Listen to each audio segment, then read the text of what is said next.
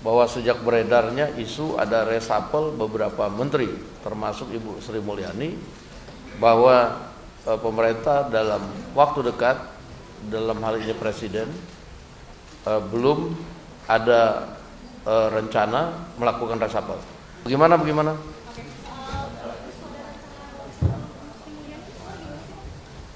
Ya, saya sudah menjawab di beberapa media dan saya juga sudah melakukan konfirmasi kepada pihak pemerintah bahwa sejak beredarnya isu ada reshuffle beberapa menteri, termasuk Ibu Sri Mulyani, bahwa pemerintah dalam waktu dekat, dalam hal ini Presiden, belum ada rencana melakukan reshuffle.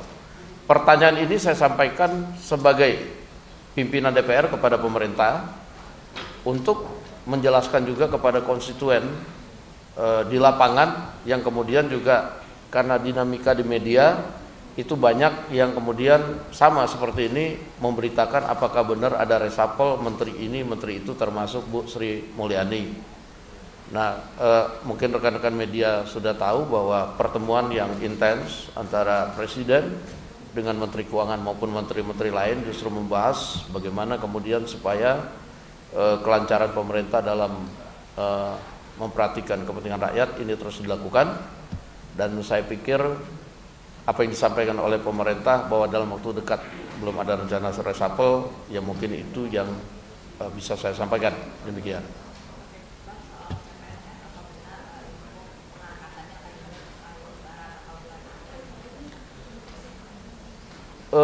Saya beberapa minggu kemarin itu sebagai pimpinan DPR bersama dengan beberapa kawan-kawan dari DPR itu sudah melakukan pertemuan dengan pihak pemerintah dalam rangka memberikan masukan kepada pemerintah.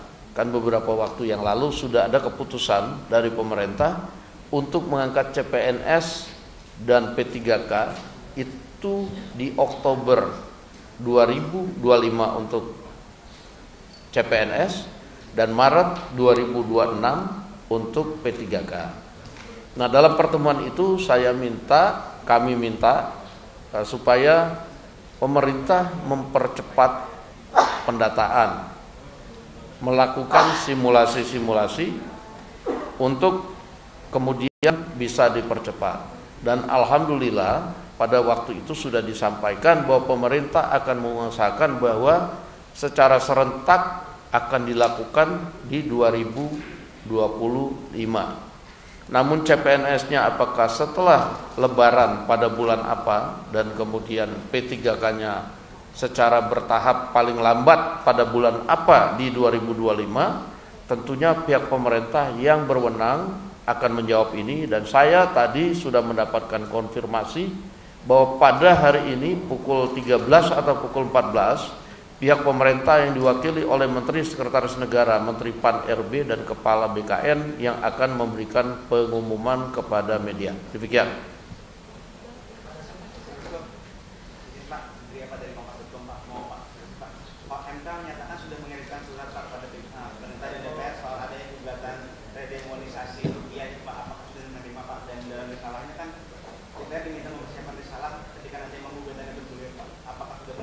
Yang pertama, surat baru kita terima kemarin dan kita harus mengadakan rapat pimpinan untuk kemudian melalui mekanisme akan melakukan persiapan-persiapan seandainya diminta oleh MK. Itu saja yang bisa saya sampaikan. Oke, ada lagi?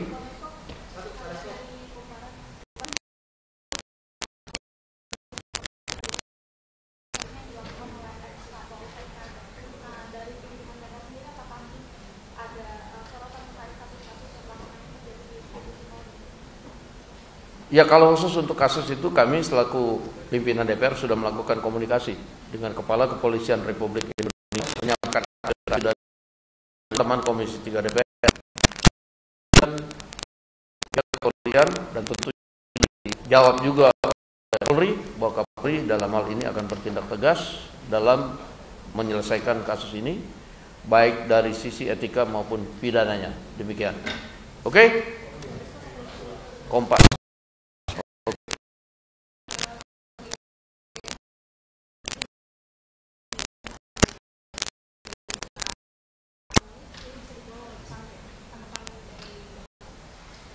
Saya baru mendengar itu, tapi kemudian saya belum tahu sikap pemerintah lebih lanjut mengenai itu. Nah, jadi sampai dengan belum ada keputusan resmi, saya belum bisa mengomentari, dan tentunya nanti komisi teknis di DPR yang akan melakukan rapat-rapat dengan menteri terkait, dan tentunya menteri terkait akan memberikan penjelasan DPR, kemudian akan diberikan kepada menteri. Terima kasih. Revisi Undang-Undang Tentara Nasional Republik Indonesia. Seperti kita tahu bahwa dalam beberapa waktu ini telah terjadi dinamika mengenai revisi Undang-Undang Tentara Nasional Republik Indonesia, dan kami cermati bahwa di publik, di media sosial itu beredar draft-draft yang berbeda dengan yang dibahas di Komisi 1 DPR RI. Nah, untuk itu hari ini kami akan menjelaskan kepada publik melalui rekan-rekan media beberapa pasal yang sebenarnya yang pada saat ini sedang dibahas di Komisi 1 DPR RI. Yang pertama, ada 3 pasal. 3 pasal yang kemudian masuk dalam revisi Undang-Undang Tentara Nasional Republik Indonesia. 3 pasal itu terdiri dari pasal 3, yaitu mengenai kedudukan TNI. Jadi ini sifatnya internal, yaitu ayat 1 misalnya, dalam pengerahan dan penggunaan kekuatan militer, TNI berkedudukan di bawah Presiden. Itu tidak ada perubahan. Kemudian ayat 2-nya, kebijakan dan strategi pertahanan serta dukungan administrasi yang berkaitan dengan aspek perencanaan strategis TNI itu berada di dalam koordinasi Kementerian Pertahanan. Ini pasal dibuat supaya semua sinergis dan lebih rapi dalam administrasinya. Kemudian pasal 53 itu tentang usia pensiun yang mengacu pada undang-undang institusi lain. Ada kenaikan batas usia pensiun, yaitu bervariatif antara 55 tahun sampai dengan 62 tahun. Dan ini perinciannya kita akan bagikan kepada teman-teman media sebentar lagi. Kemudian pasal ketiga yaitu pasal 47, yaitu prajurit dapat menduduki jabatan pada kementerian atau lembaga. Jadi prajurit aktif dapat menduduki jabatan pada kementerian lembaga. Pada saat ini sebelum direvisi ada 10, kemudian ada penambahan karena di masing-masing institusi di undang-undangnya dicantumkan, sehingga kita masukkan ke dalam revisi Undang-Undang TNI seperti Kejaksaan Agung misalnya, karena ada di situ Jaksa Agung Pidana Militer yang di Undang-Undang Kejaksaan itu jabat oleh TNI, di sini kita masukkan. Kemudian untuk pengelola perbatasan, karena itu beririsan dengan tugas pokok dan fungsi. Dan ini bisa dilihat nanti pada draft yang akan kita bagikan ke kawan-kawan media. Kemudian selain itu pada pasal 47 ayat 2, selain menduduki jabatan pada kementerian atau lembaga sebagai pada mana dimaksud pada ayat 1 yang tadi saya sudah terangkan, prajurit dapat menduduki jabatan sipil lainnya setelah mengundurkan diri atau pensiun dari dinas aktif keprajuritan. Jadi dalam revisi Undang-Undang TNI itu hanya ada 3 pasal, yaitu pasal 3, pasal 53, dan pasal 47. Jadi nggak ada pasal-pasal lain yang kemudian di draft yang beredar di media sosial itu saya lihat banyak sekali. Dan kemudian kalaupun ada pasal-pasal yang sama yang kita sampaikan itu juga isinya sangat jauh berbeda. Demikian rekan-rekan media sekalian, sebentar nanti kita akan bagikan draft yang pada saat ini sedang direvisi di Komisi 1. Demikian dari saya. Mungkin ada tambahan Pak Utut selaku pimpinan Komisi 1. Silakan. Terima kasih Pak Dasko, Wakil Ketua DPR RI yang selalu ada di setiap harinya di DPR. Ibu Bapak, yang perlu saya sampaikan bahwa dari konsep hukum acara dan mekanisme semua sudah terpenuhi. Perihal pasalnya tadi sudah disampaikan. Perihal lapangan lainnya, habis ini tentu ada tim Mustimsin, tim perumus dan tim sinkronisasi melapor kepada kami melapor kepada komisi. Setelah itu Slaker. Hanya itu yang bisa saya sampaikan. Sekali lagi, ketika hukum acara dan mekanisme semua sudah terpenuhi, tentunya semuanya tidak ada yang bisa menjadi sesuatu yang saudara-saudara ragukan. Terima kasih. Baik. Jika ada pertanyaan dari Kompas TV.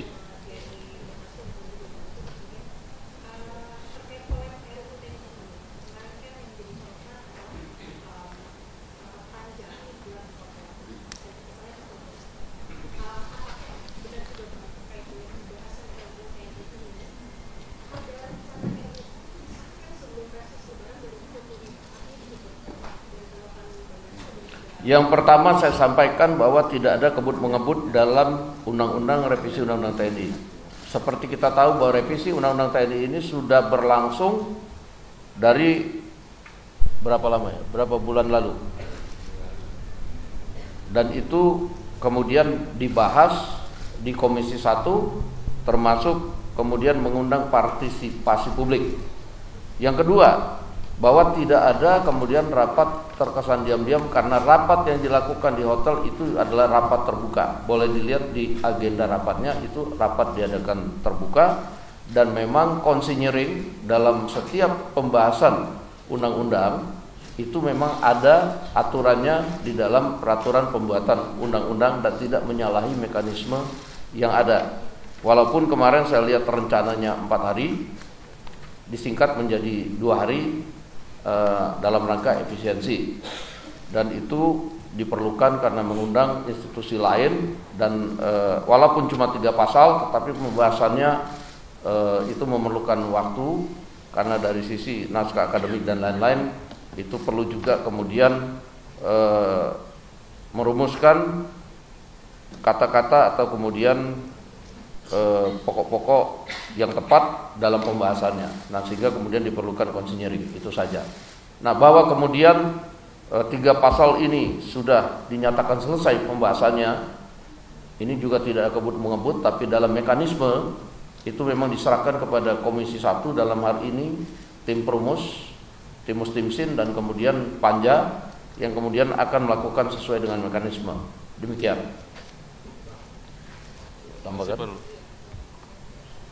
Kalau tambahannya bahwa tim pemerintah juga sangat banyak, dari Wamen Sesnek Pak Bambang Eko, Ibu Lydia, kemudian dari Wamenhan serta sekjennya Pak Marsdiado Irawan dan Letjen Tri Budi Utomo, dari Kementerian Hukum Dirjen Perundang-undangan Dr. Dahana, dari Kementerian Keuangan sekjennya Pak Heru Pambudi, dan dari ahli bahasa Pak Maryanto. Kalau ditanya tadi soal kebut-mengebut sudah dijawab.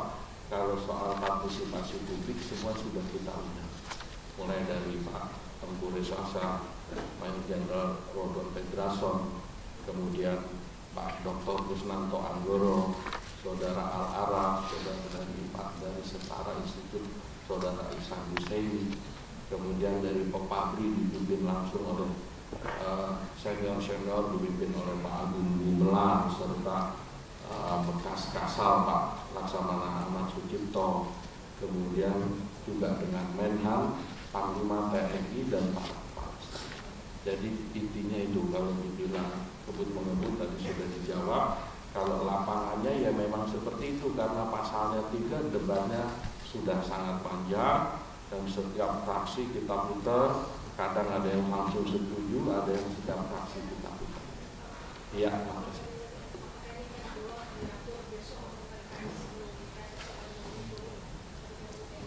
Pertanyaan ke saya Pak, kepada Dasku. Ya, bahwa pertanyaan itu saya pikir itu adalah kewenangan di DPR sesuai dengan mekanisme yang ada. Apabila sudah selesai mungkin bisa dibawa, apabila kemudian timus-timusnya belum selesai ya mungkin belum bisa dibawa, itu saja.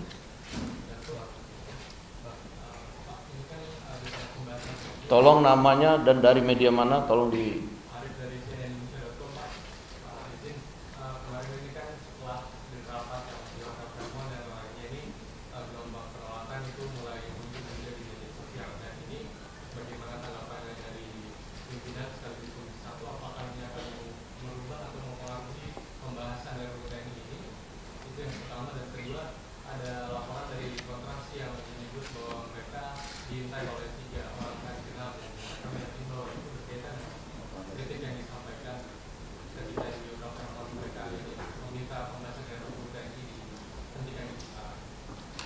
Yang pertama, kami memonitor penolakan-penolakan di media sosial maupun media massa. Nah, untuk itulah konferensi pers itu dilaksanakan pada hari ini untuk menjelaskan. Karena penolakan-penolakan yang saya lihat di media sosial itu substansi dan masalah dari pasal-pasal yang ada itu sangat banyak yang tidak sesuai dengan yang dibahas. Nah, hari ini kami menjelaskan bahwa hanya 3 pasal dan pasal-pasal ini kalau dilihat hanya untuk penguatan internal ke dalam dan lebih kemudian memasukkan yang sudah ada ke dalam undang-undang supaya tidak ada pelanggaran undang-undang, justru itu.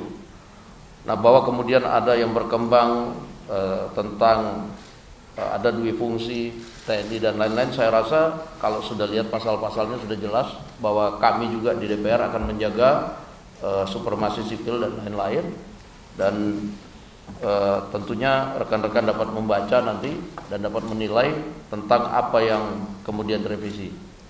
Kemudian tadi tentang pertanyaan mengenai dari teman-teman di Kontras, ya saya belum bisa komentar karena kita juga tidak tahu apakah itu kemudian dari mana, dan kalau memang merasa terganggu ya laporkan saja kepada pihak yang penegak hukum, begitu. Terima kasih. Saya rasa sudah cukup. Kalau soal substansi kan sudah dari awal kita jelaskan. Kalau yang insiden kemarin kita juga nggak tahu siapa orangnya. Yang jelas kita semua mengundang, semua sudah. Kalau semua dalam posisi ini menolak, ini mendukung, itu tidak dalam posisi kami sebagai pembuat undang-undang.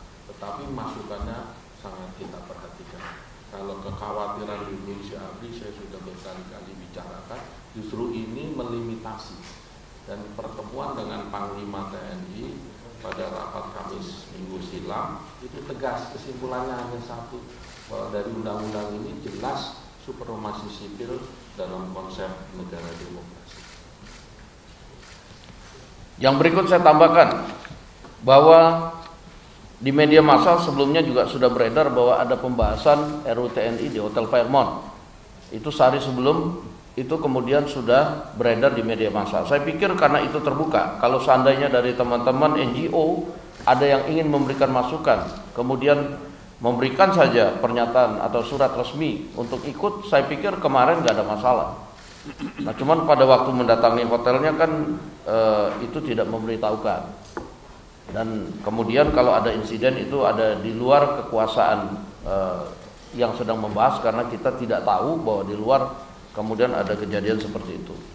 Pada hari ini saya juga menerima perwakilan dari teman-teman NGO untuk berdiskusi, karena mereka minta kemarin untuk ditemui. Terima kasih. Saya pikir cukup. Terima kasih atas kehadirannya. Selamat berpuasa. Wassalamualaikum warahmatullahi wabarakatuh.